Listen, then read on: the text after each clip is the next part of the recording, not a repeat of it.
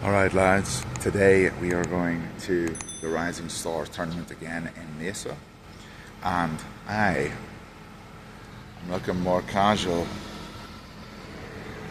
than a bag of beans. Like I'm wearing flip-flops. I'm ready to win this trophy. Gotta go in there, win all my games, and come out with a big trophy. I'm gonna put it in my room, and you're gonna see it. So that's going to be exciting. This was game one of the tournament. I got the black pieces.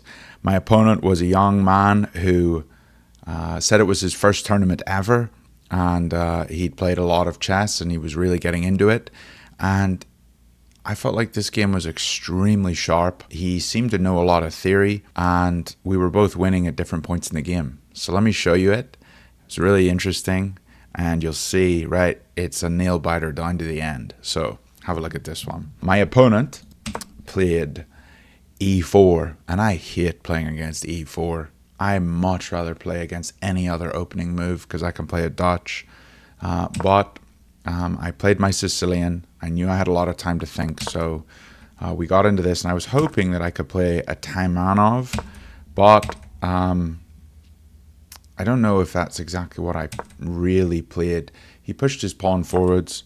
I started trying to play the Taimanov, stopping the knight jumping in here, and just developing all my queenside pieces. That's the goal in this opening. So developing my queen. He takes a strong attack in the center. Both the pawns here, kind of like... this one's actually the Baudelaire attack. It says it right here. But it's very similar to the Grand Prix. That's what I'm thinking of, the Grand Prix attack. He pulls his bishop back because I'm attacking it. I put my bishop on b7, the fianchettoed square there, and he pushes his pawn to give his bishop an escape square. I develop my knight, he castles, I develop my bishop, he develops his bishop, and I jump out with my knight. I'm wanting to get rid of a bishop. People say that a knight is not quite as strong as a bishop. Obviously in closed positions a knight is stronger. Open positions a bishop's stronger. But generally if you're able to swap off for the opponent's bishop and keep your bishop pair yourself, and that's something you should do. So he defends his bishop and I take it. So here I'm feeling very good. I have a strong advantage. You can see here 1.5 points of material. It was at this point in the game, like if you look at this position, you're like, okay, now you got to come up with a plan. Your pieces are developed. What's your plan? Maybe here I should have castled. I think castling queenside here and maybe pushing for a pawn break on d5 would be the way that I would try to play this now, like looking in retrospect. But I didn't really know what to do. The engine says the top move here is knight d4. After takes, it looks like I'm just losing a pawn. And I don't know if I would want to do that. I guess here takes, I'm not quite sure. Here takes, he should not take that because he can't recapture. Because I have, look, his king and queen are on this diagonal. I have bishop c5. See, now I don't see these things when I'm playing. So that would have persuaded me to make that move, but I didn't see this this lineup here. So instead of doing this, I push Harry. Not a good move because now I have to defend Harry, and I'm never quite on time for anything. I'm still slightly have an edge here, but it's not much. He pushes his pawn here, and this was a big mistake because now I can actually just capture it. He captures, I capture, he captures, and again I have the bishop here with the king. So that would have been great for me to spot. I didn't spot it. Instead, I decided I'll just make his bishop bad and keep my pawns all here. In the future, I'm going to be looking for this diagonal here because that just looks so good. I pushed f5. Another weird pawn move. And I'm not quite sure what my plan is here. He pushes his pawn and things start to get really tricky here. I pull my knight back to b8 and I was starting to feel a bit of pressure here. He gets an advantage here. He pushes this pawn and now I'm starting to see this whole plan here. So I go for it and he blocks with his knight and I take the pawn back. Now, it tells me that my best move here is d6. Just push this, hold on to the bishop, and something's getting swapped here. I don't know exactly what. This is where good calculation would have come in. You can see here, if he does take, I'd be able to take. He'd be able to capture, which is not the best move, but this is what I was worried about. But I kind of forgot that I had a pin here. But yeah, here, if I take, he takes, and I just win a knight. So that's kind of a lot of calculation. I'm also threatening this with a check, winning back the pawn, or even this with a check, winning a rook. So things would be looking very good there. This actually here, and that's checkmate. You know, let's say he did something stupid like this. This is a forced mate. But none of this happened. Instead of pushing to d6, I took on d5, and he moved his queen out of the pin, but his king is still pinned. I push my pawn now to d6. He moves his king out of the pin, and I take. Now, you're probably wondering, like, should I take here? I was really nervous. I mean, this move just scared me, hitting my queen and my rook. So I was very nervous. So I took, which was the best move. He took. I captured. He captured. I captured. And now you can see I have a few pawns that are kind of weak. I shouldn't have pushed these ones, and things are making me nervous. He captures this center one with check. And here, if I had taken with the queen, it's actually my best move, but I played this move instead, knight d7, protecting, because I saw if he takes, I can take back, and my knight is on a better square than on b8, which is what happened. I was like, this looks way better than having my knight on b8. If I had done it the other way, it would have been here, here. Apparently this is slightly better for me, knight d7, and I was worried about something here or something here. 3 pieces all attacking, and let's say he does capture, then this actually would have been a mistake, because I have knight f6 hitting this piece, and the rook behind it is in trouble. So let's say he throws in a check here or a check here, then I can move my king. I'm still attacking this, and this is just very complicated. But this position looks slightly better for me because his bishop's really bad. Maybe he has to start moving, and things are looking okay for me. I can come over here and threaten checkmate, so like he wouldn't be able to capture here because of this. But none of this I calculated. I didn't want to go into this line because it just looked really scary. So I developed the knight. He took, I took, and he moved his rook in. And here things start to get really crazy. I offer a free pawn for him here because this is a back rank mate. He defends. I attack his rook. He moves it out of the way. And here you might be thinking, oh, this looks good. But he has take, take, take with check. So that wasn't good. But I find this really beautiful move. And I was really proud of this. Attacking his knight and attacking his rook. And I'm also defending this rook twice, so I'm okay. So he took here, and I'm really annoyed with myself because obviously just I can take back with the knight, and I'm still attacking 2 pieces, so I'm going to win a piece. But stupidly, I took with the rook, and now he can take with check, and he gets his other piece out of danger. And it's a knight and a bishop versus a knight and a bishop. So, like, this was just really bad on me. Like, if I had just taken here, then his best move is actually just to go knight b1, apparently. But if he wants to, he could go here, here. And then I have a rook and a bishop, and he's got a knight and a bishop. So I'm definitely doing a lot better. Apparently, this is his best move, knight b1. I very much doubt he would have found that. But then I could take here, here. And I'm doing better here. So just is what it is. I should have been able to go into this endgame with a sizable advantage, but I didn't. I took with the rook, foolishly. He took, I took. He moves his knight out of danger, and now the game is very intense. I'm up 1 pawn, I know I have an advantage, but I don't know if I can convert it. So I push the pawn. He takes, I take. He moves his knight. I push the pawn. And this is so close to promotion. I really want to get a queen here, but it's looking very, very tricky. He pushes his pawn. Here my opponent plays pawn to b4, which is actually not a good move because he's not thinking about Zugzwang. And in Zugzwang, you don't want to be put in a position where you have to make a move and then you move the pawn and I'm able to just capture it. So I don't think this is a great move. I know that I could also be in Zugzwang, so I get that. But with my pawn so close to the back, I don't think this is a priority. I'm not too sure on all that, but I don't think it was a great move. It does say here that he missed a good move, and he actually had a bishop f7 going after my pawn.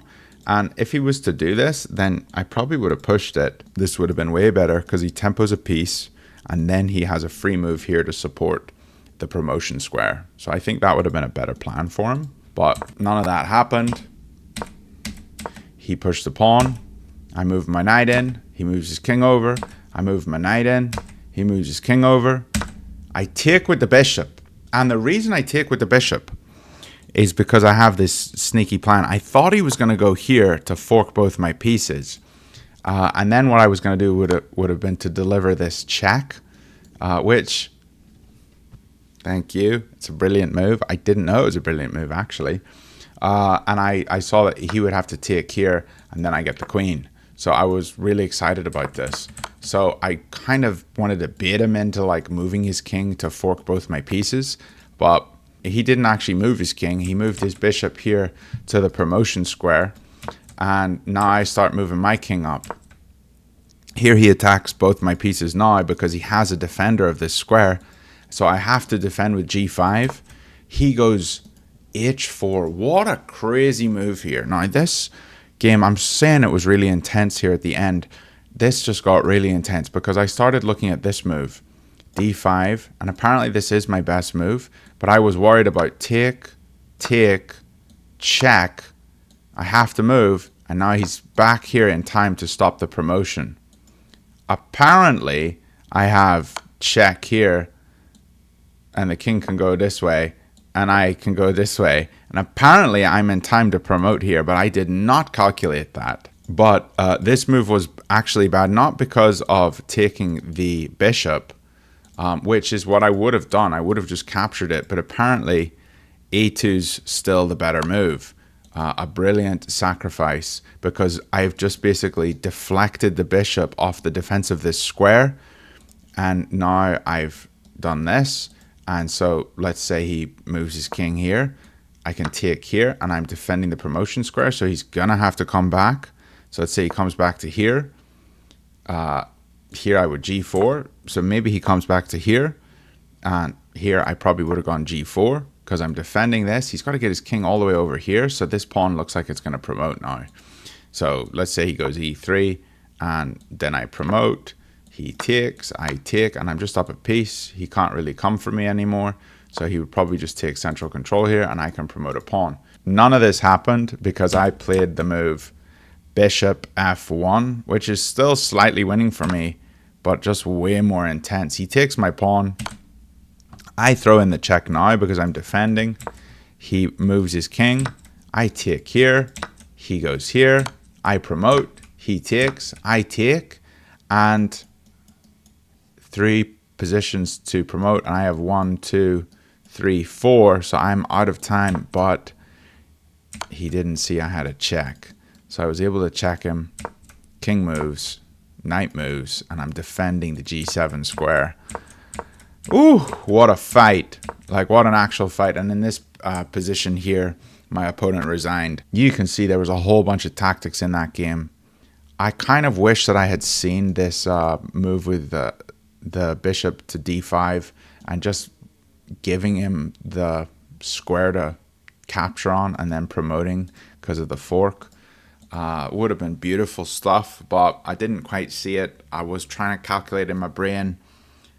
We were both not low on time, but we both had used a lot of time. I think we probably both still had about 10 minutes when the game was over, something like that. I think maybe he was less on time. I think he had a few.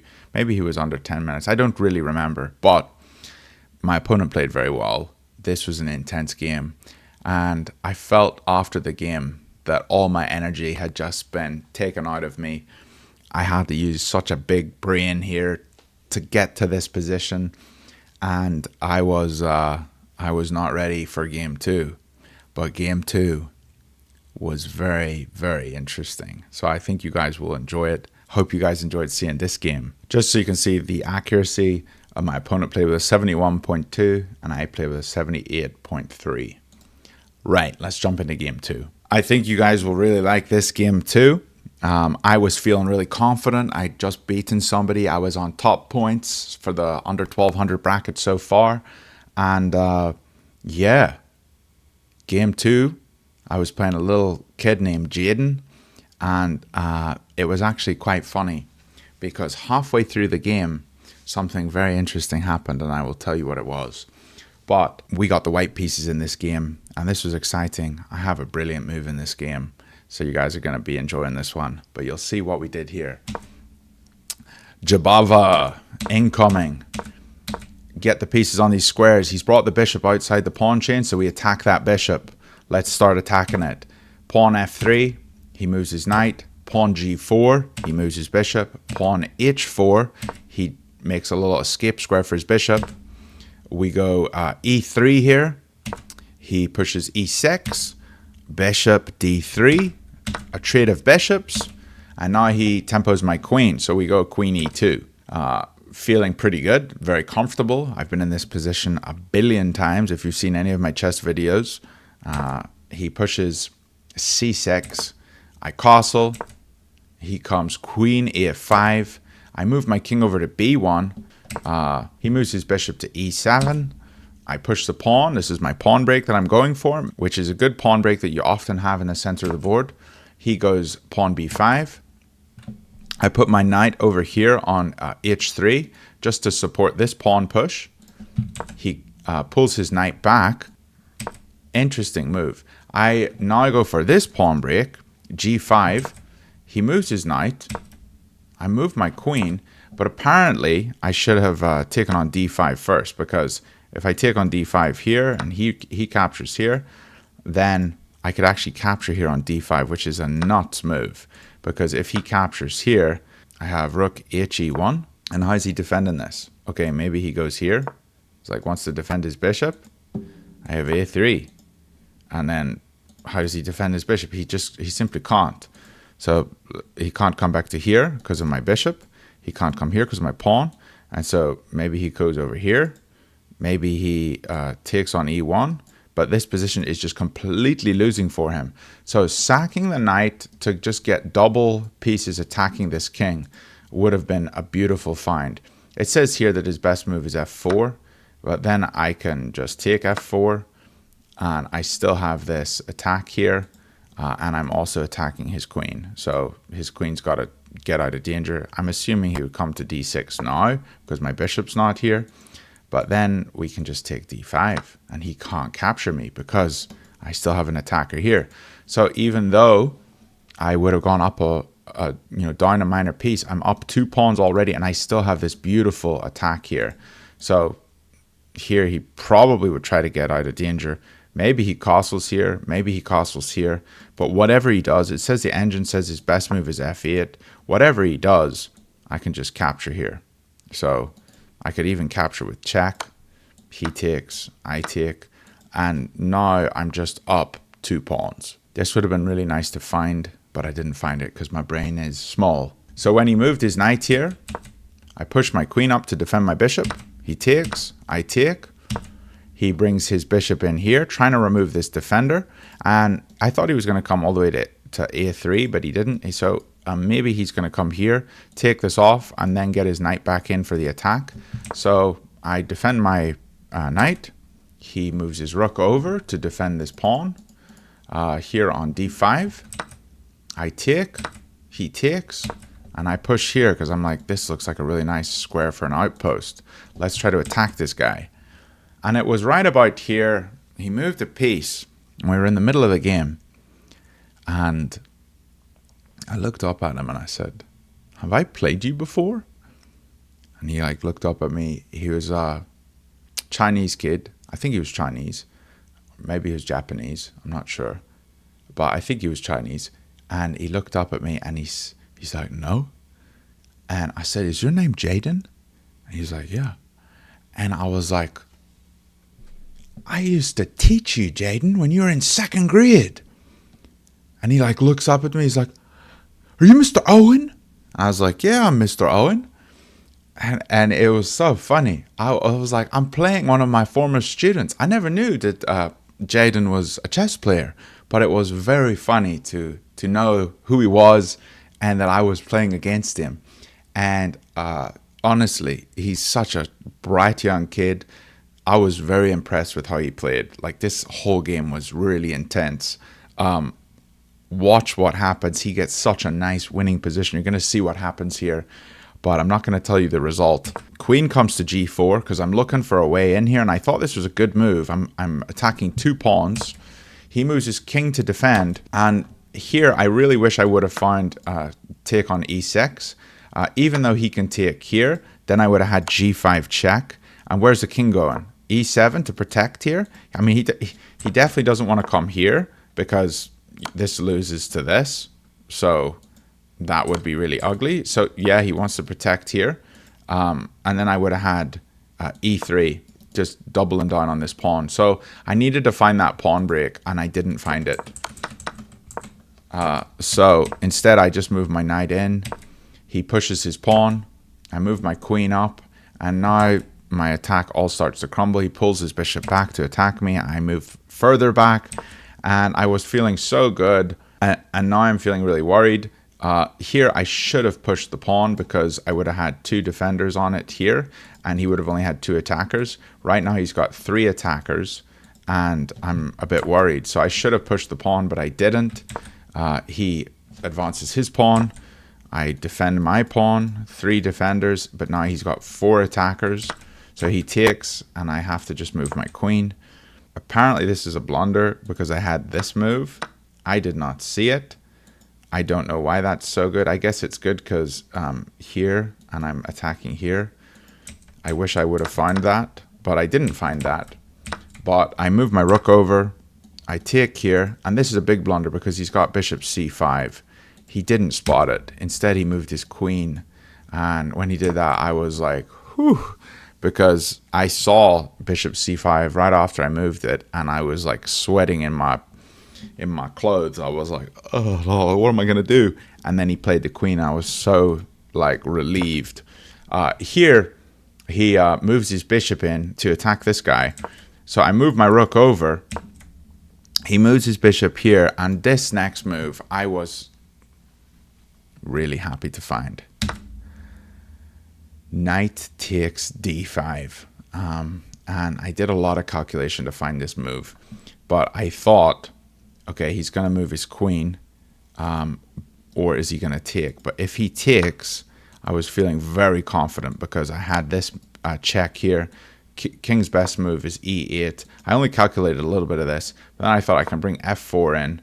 And we have a passed pawn. We have a queen. We have a completely open king. Things are looking good. Yeah, he's up a minor piece, but I was feeling very confident here. I thought that this was going to be really good for me.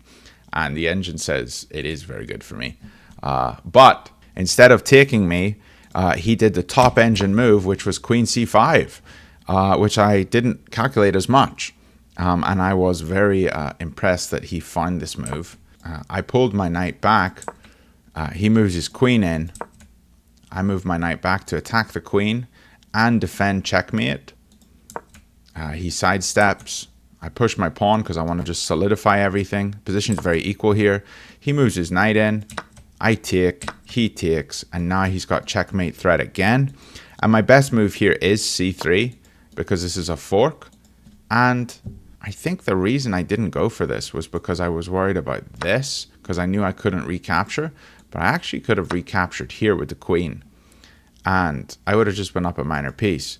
So that's really bad that I'm able to calculate a brilliant knight sacrifice and not calculate a simple recapture with the queen.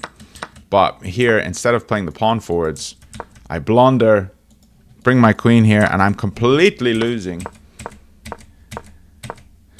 Up until this point, I throw a check in, he attacks my rook, I sidestep, he attacks my rook, I sidestep, and I'm like, I am totally okay if you want to give me a draw here. He'd offered me a draw 2 times in the game so far, and I think he really wanted to draw, but this move by him I think was very bad.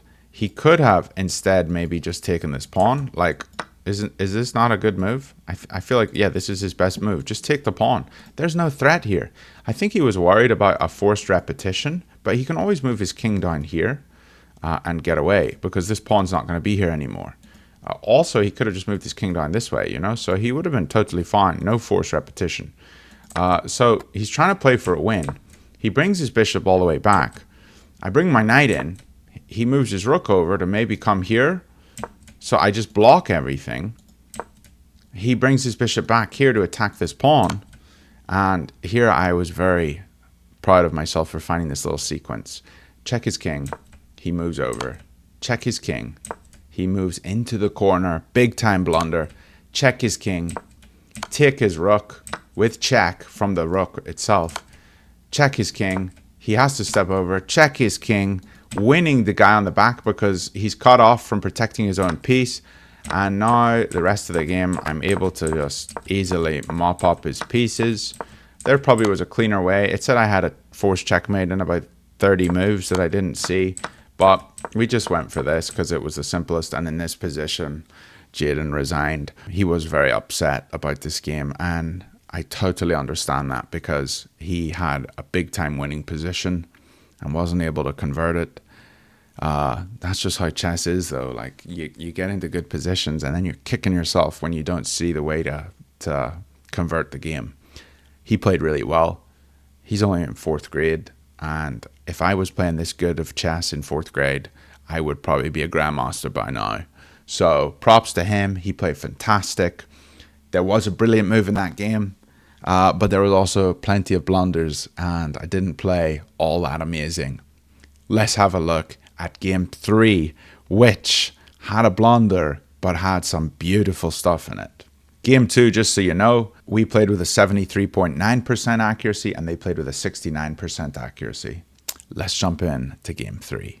Game 3 was my highest accuracy game of the tournament. I was feeling very confident. 2 wins. If I won this game, I was going to be 3 for 3, and there's only 4 rounds in the tournament. If you win all 4, you've got a trophy, first place trophy. In this game, we played against Matthew. Matthew's the only person that I got a picture with, so here's a picture of me and him. And Matthew was playing the black pieces, I was playing the white pieces, so I was feeling very confident. And to my left, I could see a game going on of the 2 other people that were both undefeated. So I believe myself and Matthew were undefeated, and the board to my left, they were undefeated. So the 4 of us were probably going to be playing for the trophies. So things were starting to get really intense here. So we played d4. Opponent played d5. Got into a typical Jabava setup. And here I was feeling confident already because he was only moving pawns. And putting a bishop on a really bad square inside a pawn chain. So I was feeling very confident. If he had played his bishop here, I think I would have been a bit more nervous because you want to try to swap off white's light squared bishop for your light squared bishop when you have this pawn structure. So I was feeling pretty good here. Some typical moves, but then this move, and this made me really wonder, he hasn't developed very much. He's got a bishop behind a pawn chain, and his only other piece developed is this bishop, and it's not really looking at all that much. There's a rule in chess, develop your knights before your bishops, and he hasn't moved his knights. Never play f6. If you've watched any Benjamin Feingold, f6 is not a good move. Now, obviously, he's playing it so that he can push this pawn in the center, but I was feeling very good here. I castle, he brings a knight into the center, I move my rook into the center, he moves his knight into the center, kind of like a Anna Kramling cow opening, but now I go knight b5, and he pushes his pawn. Now here, I start to get a wee bit worried because I see that he's got this pawn fork and he's able to attack both my pieces. So I was a bit nervous here. So I took the pawn, he recaptured, and I'm still seeing this pawn fork here, and he's attacking a piece here. So I was very, very worried here. In this position, there really is only one kind of move that sort of works here, and it's very difficult to see. And it revolves around his king not having castled and his bishop on b7 being on a very weak, unprotected square. So have a look at this. If I had gone bishop g3, he would have pushed. I would have taken here.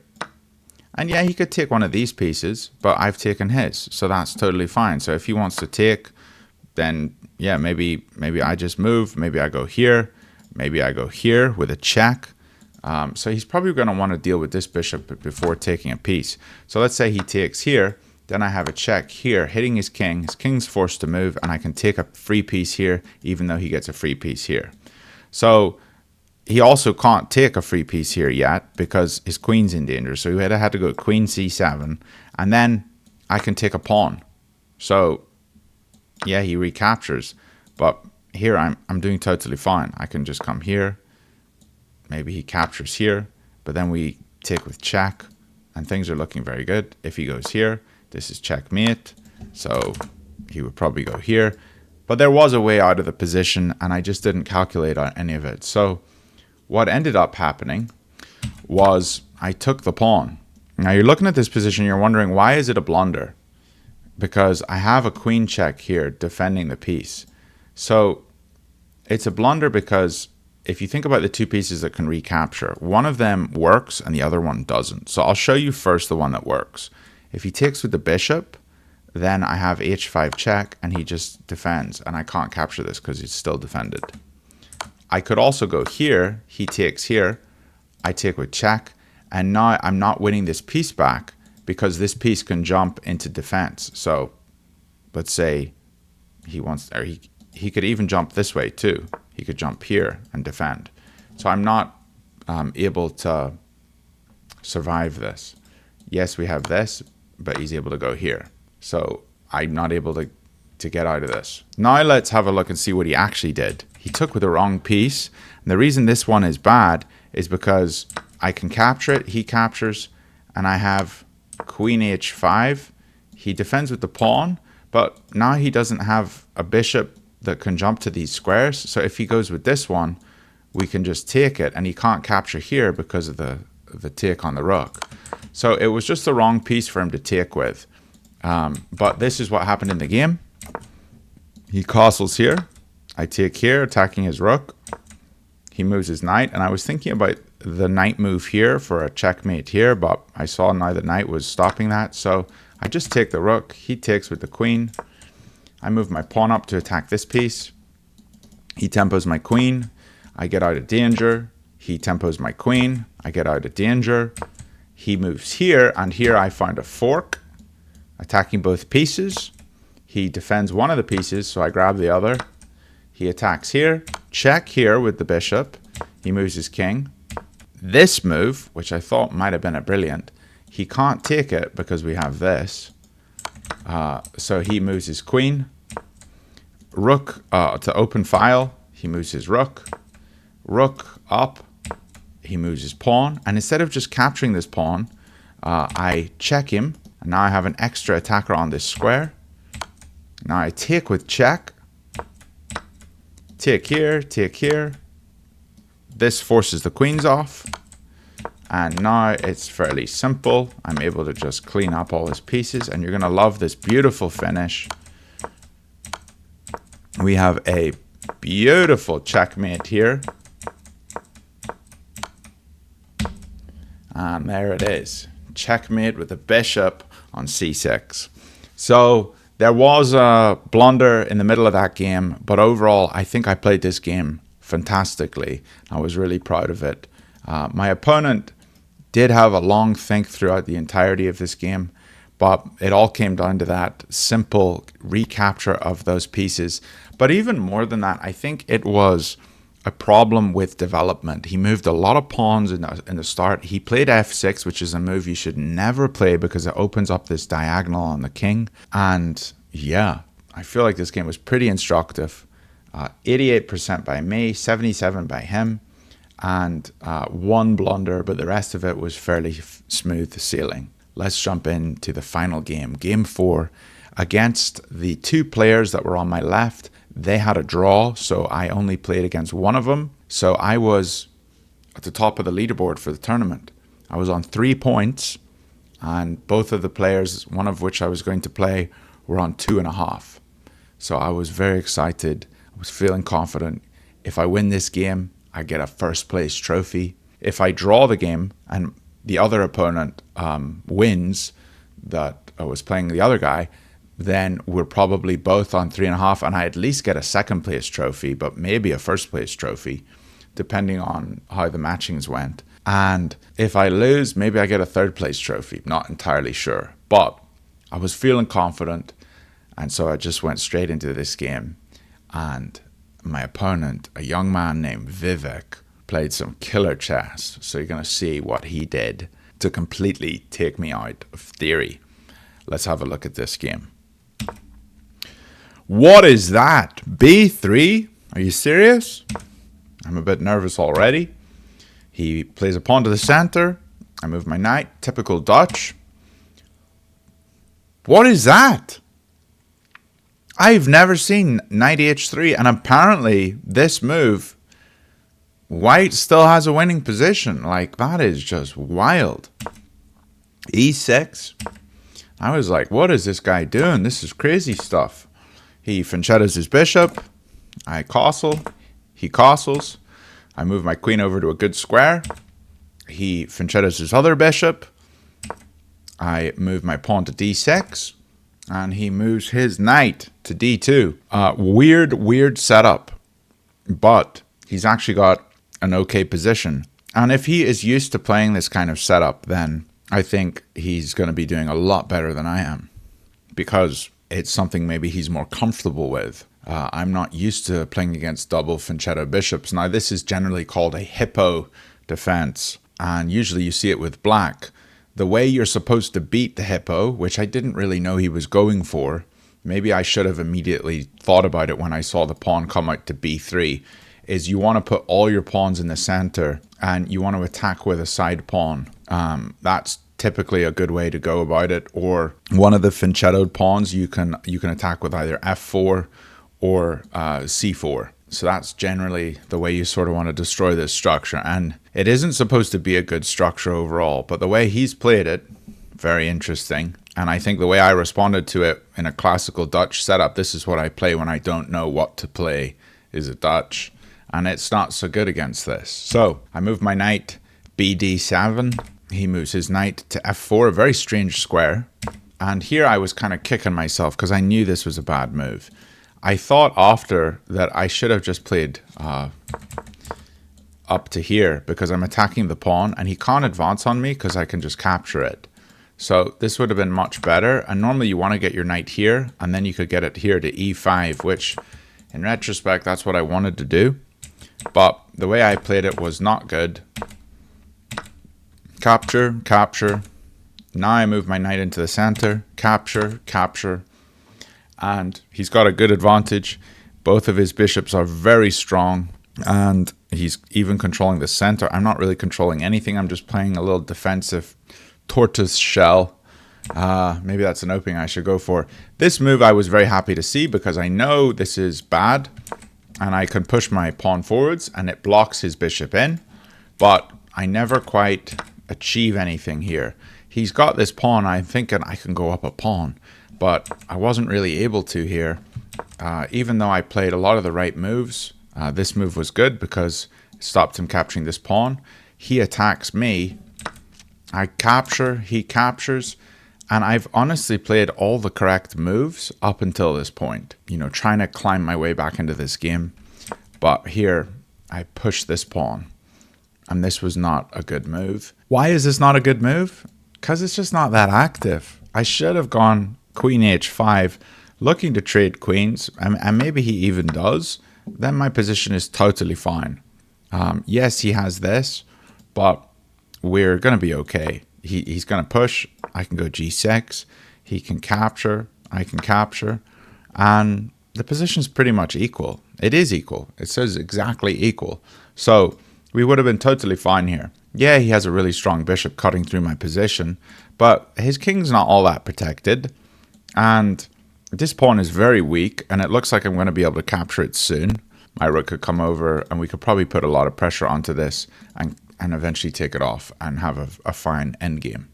If I get a draw, I'm probably coming in first in this tournament. So that's what I wanted, but I don't do this. I foolishly play the pawn to d5. He moves his queen in to protect his pawn. I move my bishop here to d6 to attack this one. He goes after my center. And now I play this move, really bad move. He moves his queen in, looking at a checkmate threat here. So I know I can't move my knight. I take this pawn, and he pushes. And here I'm thinking, okay, this is really intense. I got to find the right move. And I think I do.